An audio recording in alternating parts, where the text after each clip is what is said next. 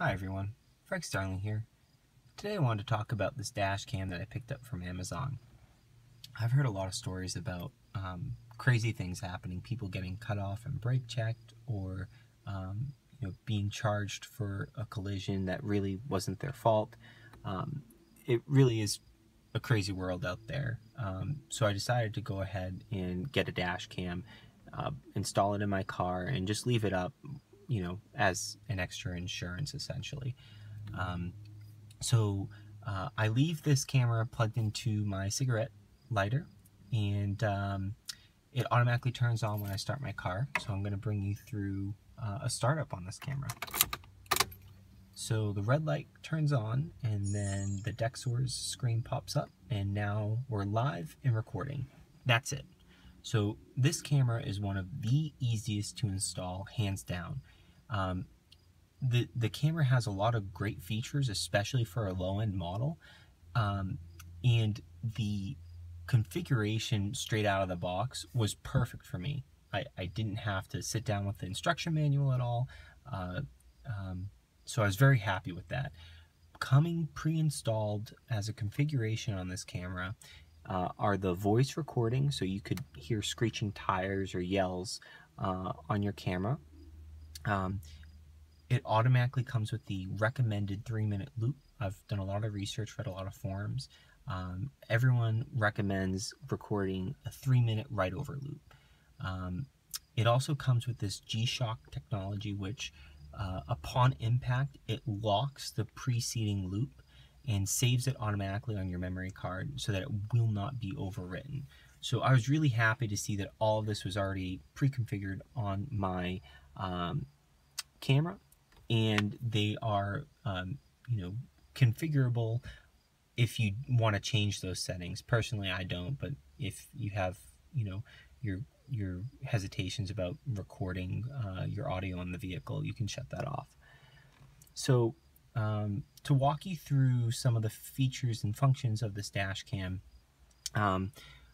first we're going to select OK so that we can activate this little M button for mode, so we can activate different modes on the camera. So pressing that allows us to switch. See how that little camera picture comes up in the corner? Now this is camera mode. And now we can zoom in on our camera. Pretty powerful zoom actually.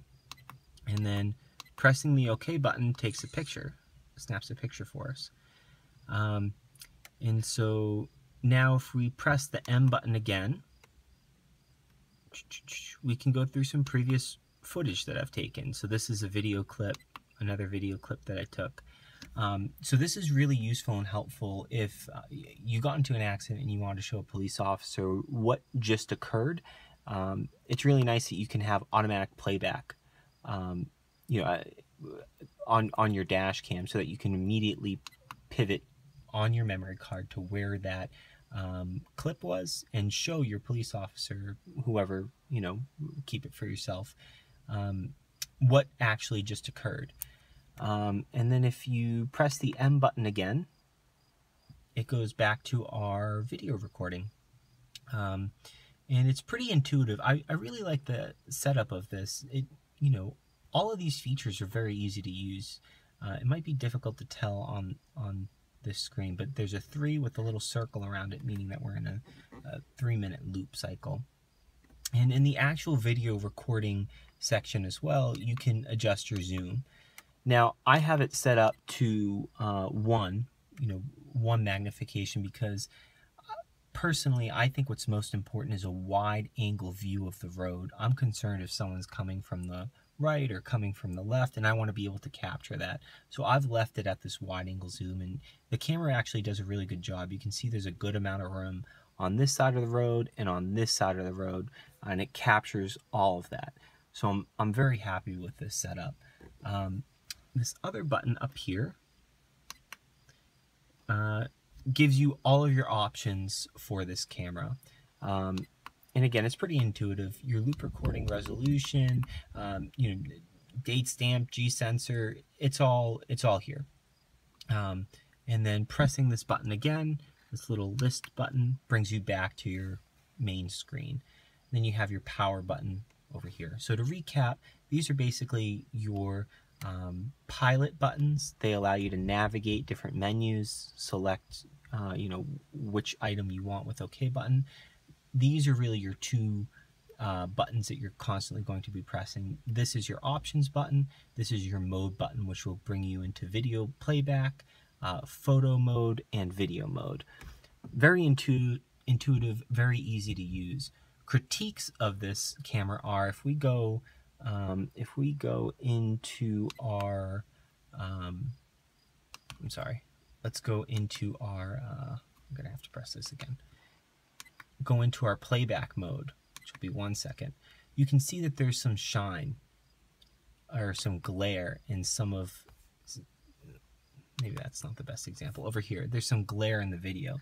This gets a little bit worse as you're driving directly into the sun. I know that this is a low-end dash cam model. It has a lot of great features, but I would like to see some sort of anti-glare technology within this camera, just because I think I would be missing details. If you're at a certain time of day and driving at a certain angle, and that kind of negates the whole point of the camera. But I will say that night vision mode on this recording at night in this camera is great. I'm very happy with the way that it records at night.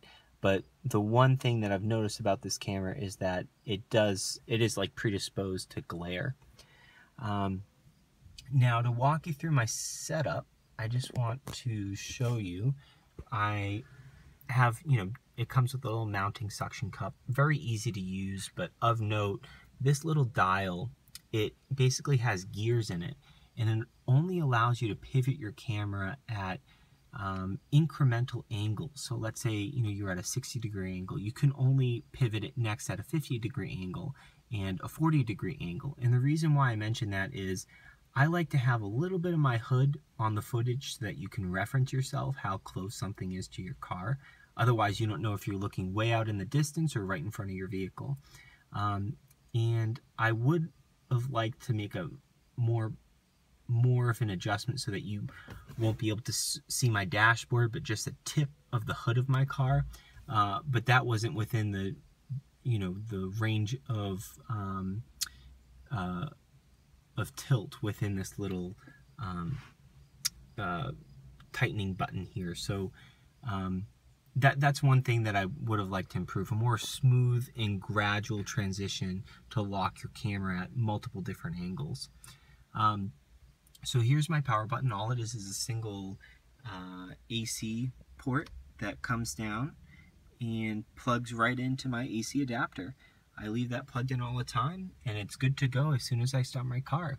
So overall, I really like this dash camera. If nothing else, it provides peace of mind, and potentially some cool footage if something happens. But more than anything, if I get into an accident, if I get pulled over for some cause that I deem unjust and is truly unjust, I should be able to prove that. So that alone is definitely worth it to me. Thanks for watching. This is Frank Starling. Take care and have a good day.